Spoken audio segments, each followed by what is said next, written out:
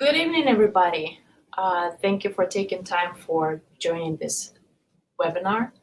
My name is Elena Ryabtseva. I'm coming to you live from my therapy NYC, a practice in New York City. So tonight's webinar, as you probably know, is on understanding trauma and discussing ways of healing trauma. And given the constraints of this format, we will probably touch the tip of the iceberg of what we can talk about when we talk about trauma. But hopefully, we will be able to cover as much ground as possible to bring your awareness to the importance of understanding what trauma is and healing trauma. So I can see that people are still signing in. So why don't we discuss some housekeeping items? So there are basically three issues. There is a 20-second delay. So if you're typing question on the side of the screen, please give me 20 seconds. I will not be able to see it, so there's some delay. There's a poll question that we will come back to at the end of the webinar. So please feel free to participate at any point. That would be very useful information for me to have feedback. And I will take questions at the end. So please ask away, and hopefully I will be able to cover as many questions as possible. And if I don't, I will respond to you personally in the email after the webinar. So why don't we start now? Okay, so the name of the webinar is Getting Out of the Rabbit Hole, Understanding and Healing Trauma. Why don't we go over the objectives of the webinar? So what I want to accomplish is hopefully by the end of this webinar, you will be able to understand what is trauma, and you will be able to differentiate between the types of traumatic experiences. You will learn to understand the impact of trauma on nervous system, on sense of self, and relationship to others. And also I will go over some trauma resilience skills that are important in coping with trauma. And I will talk about some helpful practices. So why don't we start with kind of the broad definition of what is trauma? What is important to know is that trauma is both a psychological and physiological experience, meaning that it affects mind and body. And those two are interconnected. So I have a video for you that explains what is trauma and types of traumatic experiences in more detail. So how about we just watch it? Today, I'm going to briefly discuss what is trauma. I'll start by saying that trauma is both a psychological and physiological experience, meaning that it affects mind and body. It occurs as a result of a severely distressing event, or a series of such events that exceed a person's normal capacity to cope. Trauma comes with a shock to a person's nervous system, sense of overwhelm, loss of safety, emotional and or physical, and inability to escape that situation. Simply put, trauma is an internal experience, and sometimes it can be external too, of everything becoming undone. So let's talk about types of traumatic experiences. These experiences can roughly be grouped into three distinct categories. I will start by describing a category of single traumatic events. Such events can threaten a person's survival or sense of security. Let's look at two examples. Terrorist attack, school shooting, becoming a victim of violence, hate crime, sexual assault or rape, or just witnessing such events. physical trauma, car accident, experiencing acute life-threatening medical condition such as stroke or heart attack, surviving a catastrophic event such as hurricane or a tornado or domestic fire. The next category is prolonged exposure to traumatic stress. Examples of this include abusive romantic or professional relationship, ongoing domestic violence, being bullied or harassed, living with a chronic medical condition such as cancer or HIV, AIDS, immigration, being a refugee. And the third category is developmental trauma or childhood trauma. It occurs as a result of ongoing and repeated abuse, neglect, or abandonment by a parent. And we're back. And I see that there's a first question from Paula. She's asking, everything becoming undone, what does that mean? Well, this experience can be internal or external. 9/11 is a great and terrible example of the world becoming undone. Everything you knew, the safety is no longer there. And it can also be an internal experience following some episodes of abuse or betrayal. So basically, it's the experience of the internal and external collapse. So how about we go ahead and look into impact of trauma on the nervous system. So pretty much traumatic experience puts nervous system into survival mode. And while in a short term it's a very healthy response, when there is no support for a person at the time of the traumatic event, then nervous system stays in the survival mode. And there are three major adaptations that the nervous system responds with. It's hypervigilance, dissociation, and re-experiencing. Re-experiencing is also referred to as flashbacks. So how about you read the verbatim, and I will give some examples of what that is. So how about we start with hypervigilance? What I notice with my clients, a lot of them come up with the belief that if they relax and stop worrying, something bad is going to happen. So basically, in broad terms, it's the belief that I gotta be on the watch constantly. And once we start exploring that, what happens is that people become aware that this is coming from multiple experiences of painful and scary things happening out of the blue with no prior indication. So I hope that cleared some of it. If not, please ask a question. So pretty much hypervigilance is being highly attuned to the environment out there and being stuck in the kind of observing minor details and attunement to what's happening out there. Another example of this is, I hear this a lot from trauma survivors. They develop the capacity to walk into the room and know exactly what emotional atmosphere is. They know who is angry, who is in a good mood, what's happening kind of emotionally.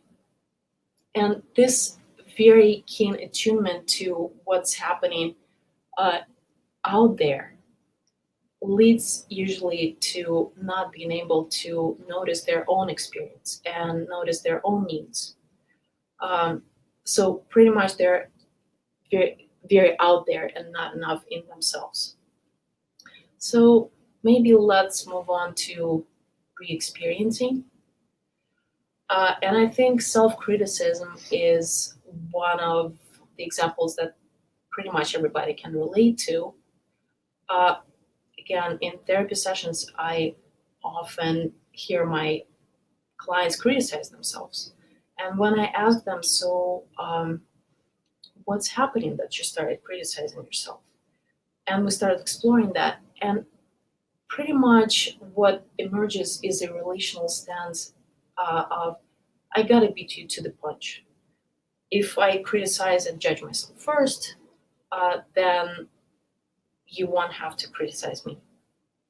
And this automatic response also comes from past experiences of being criticized, humiliated, ridiculed multiple times. And so what happens, these past experiences become figural and overshadow the present situation, which might be safe and in which no criticism or judgment might be present, but the response is to the past experiences and to the expectation of the past experiences. So again, I hope this is clarifies some of it. If not, please ask the question. And the final one is dissociation. This is pretty much a survival response. It is the experience of detaching from one's body and emotional experience. I've heard people calling it being out of it. And sometimes it can be very healthy. Let's say when I'm on a subway train and I'm bombarded with noises, smells, lights blinking. I think it's very healthy to kind of tune out the environment and tune out the stimulation and kind of start thinking about something that is not relevant to the present situation.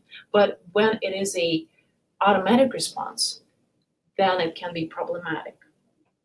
So how about we move on to impact of trauma on sense of self and relationship to others.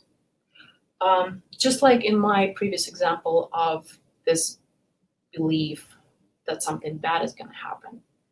So this is a great example of persistent negative beliefs and expectations about oneself and others. And other examples of this might be just the belief that I'm bad or the world is a dangerous place.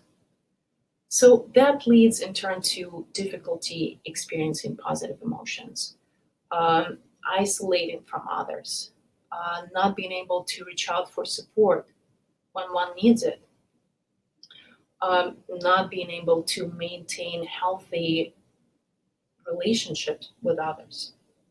And also what tends to start happening is that it becomes difficult to identify and assert your needs and assert interpersonal boundaries, say no to others. So that is kind of a very brief description of what happens after trauma. Okay, how about we move to the next section? And if you want me to elaborate on something, please ask. Okay, so the slide looks complicated, but pretty much what I want you to take away from it is that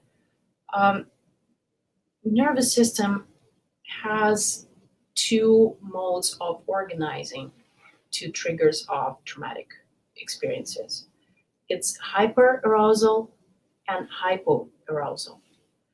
I will talk in details about kind of the symptoms of both hyperarousal and hypoarousal in the next slides, but I want to give you a metaphor kind of to help you understand better what that is. So if you think about a light dimmer, so what happens, trauma diminishes person's capacity to have a dimmer. in terms of arousal of nervous system.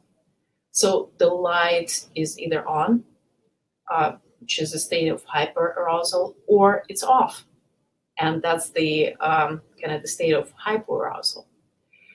And our nervous system have not developed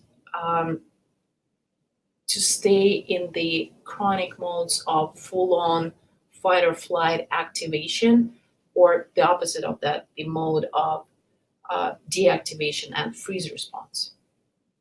So how about we look into actual symptoms of hyperarousal and hypoarousal. So here you see symptoms of hyperarousal, and I separated those symptoms into three categories: cognitive, emotional, and somatic, because they're all interconnected. So let's start with cognitive. Racing thoughts, difficulty focusing, experiencing intrusive thoughts or memories, images sometimes, is kind of the sign of being in the state of hyperarousal. And then usually it is accompanied with emotional state of panic or overwhelm, or very highly charged emotional states like shame, guilt, anger, sadness, which is what I ask about in the poll question. What is your usual response to a distressing event? So think about it. And all of this is accompanied with body symptoms. Usually the state of hyperarousal comes with fast and shallow breathing, racing heart rate, agitation. So that's kind of the broad scope. So let's move to hypoarousal.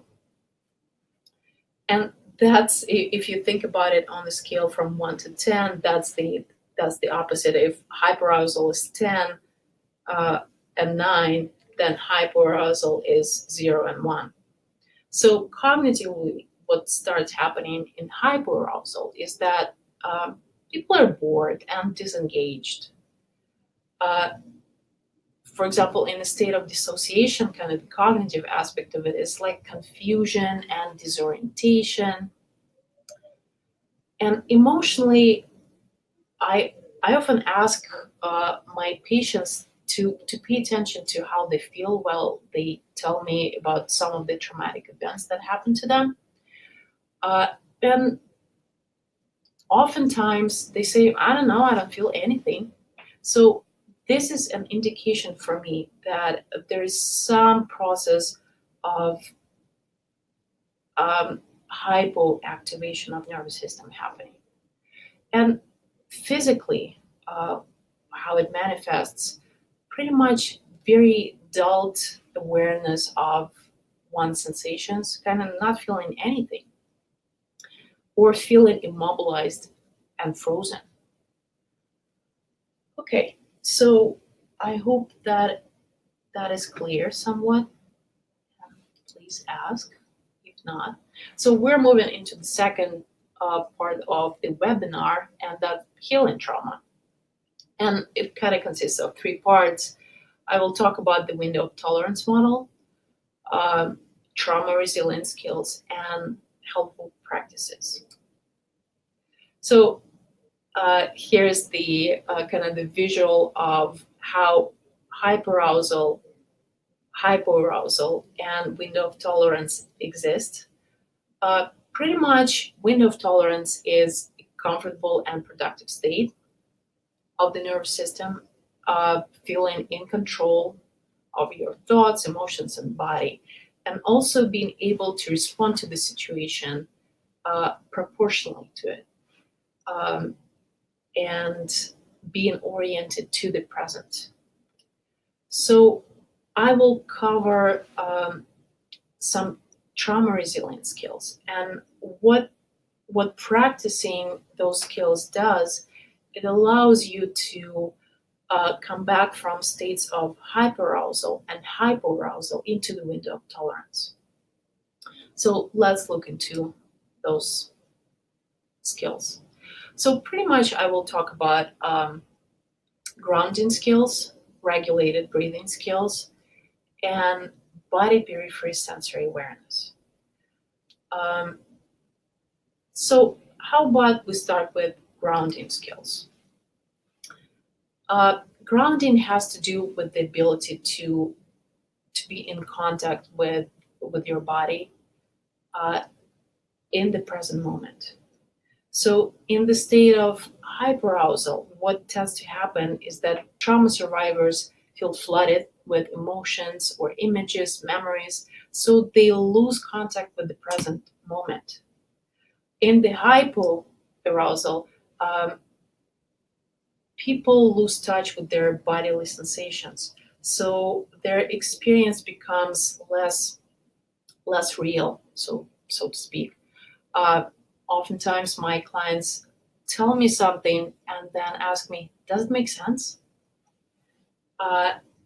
So that detachment from bodily sensations is kind of creates this question mark.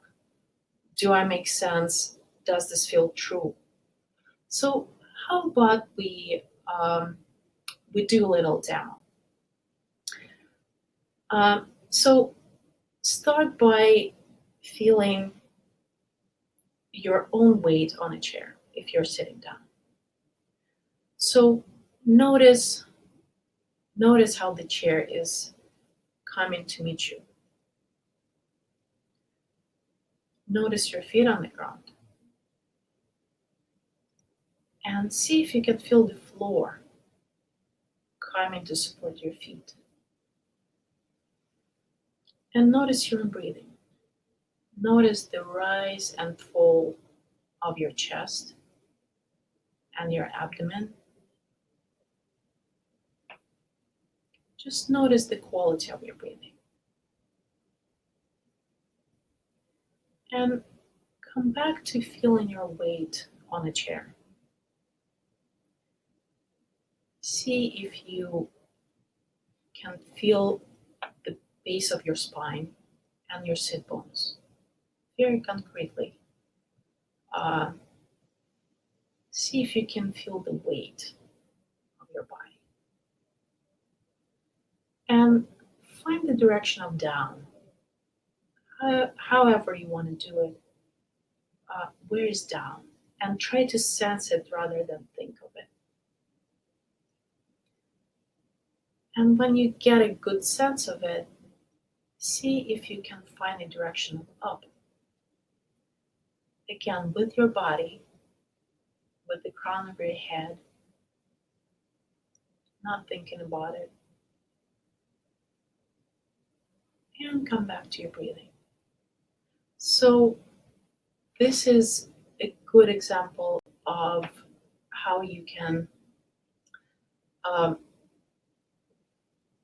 anytime you want and need, bring yourself back to being aware of your sensations. So, and also I would ask you to notice the difference. If you engage in the exercise, just notice how you feel before you started doing that and after. And notice if there are any differences. So let's move on to regulated breathing. So usually trauma state is accompanied by either very shallow breathing or very shallow and fast, or just diminished breathing. Kind of the best way to diminish feeling or emotion is to stop breathing. In a state of panic, for example, and during a panic attack, people tend to inhale a lot and not exhale. So one of the ways to come back to the window of tolerance is by regulating the breathing. And it's very easy to do. So how about we start inhaling for 5 seconds and exhaling for 5 seconds. And I'm going to do it right now. And see if you're doing it with me. See how that is affecting your heart rate, how is it affecting your awareness of your body. So if you could do that for 5 minutes a day, that could make a great difference to kind of self-regulation and a state of, not a state, a sense of feeling in control. And also what it does, it helps your nervous system to get a new experience of staying in the window of tolerance. Okay, so let's move to the third trauma resilience skill, and that is body periphery sensory awareness. So by body periphery, I mean awareness of sensations in your back, in your legs, in your feet, in your arms, and also face. So what tends to happen during trauma states is that emotional and sensory charge tends to be concentrated in the visceral area, which is kind of the area of the chest and abdomen. And sensation, and I mean awareness of the sensation in the rest of the body is diminished. So the visceral charge becomes too much and sometimes intolerable. In the state of hypoarousal, just all body sensation is somewhat diminished. And paying attention to the sensations in the periphery of your body is a very safe way of coming back to your body experience. I'm going to share with you what I actually learned from one of my clients. Each time she noticed that she was starting to dissociate, she would rub her back against the chair, just like I'm doing right now, to create friction and heat. And that's what helped her to come back out of the dissociative state, kind of more into her body. For the sake of time, I'm not going to go into the exercise, but you can see the write-up of the exercise on the slide. So how about we move on to kind of talking about helpful practices. Well, psychotherapy. Obviously, I'm a psychotherapist, I'm biased. But psychotherapy is very important for trauma survivors to recover from being in trauma. And what tends to be very useful in working with trauma is relational, attachment-based, and somatic approaches to psychotherapy. Often trauma is a relationship that created very insecure attachment and insecure sense of self. So therapeutic relationship provides a safe container to, processing some of the relational wounds and learning new ways of relating. And somatic approach works with body and with consequences of trauma that manifest through body experiences. And also relationally, we come in our bodies and in our heads. So attending to both experiences, kind of the mental aspect of it, emotional and body aspect is very important. Also, EMDR is a very effective technique for working with trauma. What it does, it facilitates intellectual and emotional processing of traumatic memories and beliefs. So a combination of EMDR and relational and somatic approaches to psychotherapy I think is a very effective way to treat trauma.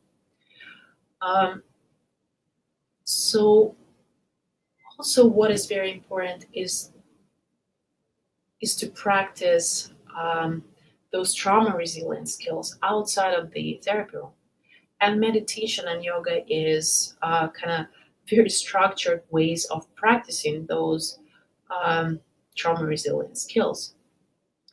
Uh, Currently, there's so much research that shows that both meditation and yoga reduce PTSD symptoms. And what also starts happening is that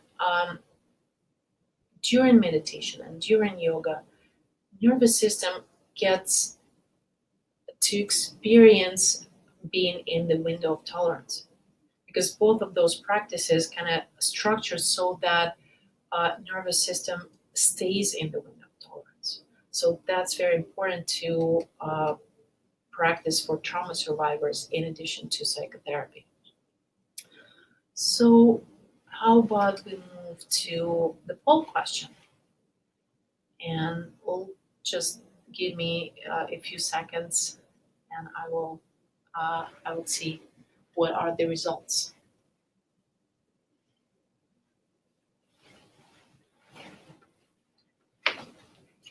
All right, so and we have a winner, which is anxiety. It's at 55%. 55% of people voted for anxiety. So I'm going to give you a couple of tips for this. So what is helpful with anxiety is practicing grounding and breathing exercises. And it's important to notice how you talk to yourself. It's important to notice, what do you say to yourself right before you get anxious? So the next one I see is, oh, actually, it's a tie between shame and detachment and numbness. So, well, I will start with shame. Shame is a very painful experience. And it's the experience of full isolation, and it's the experience of feeling just you're bad. And what is very helpful during the times of shame, and also the most difficult thing to do during this feeling, is reaching out for support. Doing sensory awareness exercise, kind of sensing into the body periphery, because shame tends to evoke a lot of sensation in the abdomen and in the chest. So kind of reducing the charge of that is very helpful. And also, same with anxiety, noticing what you say to yourself when you're having what I call shame attack. Kind of notice how you talk to yourself and see if some of the things that you're saying, how that perpetuates the shame. So the tie was with detachment and numbness. Pretty much with detachment and numbness, you want to increase your awareness of both your emotional state and your physical sensations. So doing all three of those trauma resilience skills that we went over, practicing sensory awareness, grounding, and regulated breathing is very helpful. And let's see what else we have. We have anger. So the thing with anger is that usually traumatic anger is what lies on the surface, and underneath that is usually an emotion of fear, shame, or sadness that kind of drives that angry response. So it's very important to learn to get in touch with emotions that drive angry response. And it's also very important to do regulated breathing exercise to kind of bring yourself back from hyper arousal state into the window of tolerance. of being less charged and less activated. All right, so how about we move to questions? So I see that we have a few questions, and I'm going to read a few. So I'm going to start with the question: will therapy make me re-experience my trauma? Well, there's no clear-cut answer to that question, but pretty much what makes an event into trauma is two things: lack of support and a sense of overwhelm and inability to cope at the time of the event. So focus of therapy is to process and integrate traumatic material in the atmosphere of support, and while staying in the window of tolerance. Sometimes some traumatic memories come up during sessions, but they're processed very differently because it happens within a therapeutic context and with support, and that's what makes the difference. Okay, I'm gonna see what else is here. Will therapy help me if I don't want to talk about the details of my trauma? The answer is yes. Actually, a lot of people choose not to share details of some severe traumatic events. But what we can work with, even when we don't work with the details of the event itself, we can work with the consequences of that trauma and how that interferes with life in the present moment. So the answer is yes. So let me see. Okay, so we have a question from Paula. What are some examples of self-talk to address anxiety? So what I meant by that, usually there is a negative self-talk that drives anxiety. Let's say people say everything's going to be terrible, I'm going to fail. So and those thoughts are automatic. So what is important is to notice when you start thinking that. And when you have awareness, you have a choice. And also, you can kind of question that automatic thinking, and you can say, "Is this really true? I don't really know this. If everything is going to be terrible." Also, you can support yourself by reminding yourself that, you know, and I'm thinking about traumatic event in the past, that this is 2017, that you're way older than how you were before when that thing happened. So kind of it's important to notice the safety that is present for you right now. And also it's important to notice the support that you have right now. I hope that answers your question. All right. So now I think we can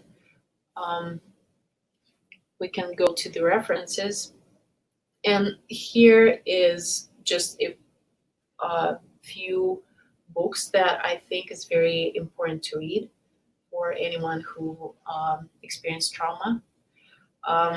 And also tomorrow I will send out an email with a full list of references and reading recommendations. Okay, we have a question from Jamie. What would you do if you have a client who... So pretty much this is it. This concludes the webinar, and thank you for tuning in. And I hope this information was beneficial for you. Please visit our website, and we have a lot of very helpful resources there. So this is it for tonight. I am Elena Ryabtseva, a psychotherapist at My Therapy NYC. And thank you for joining me.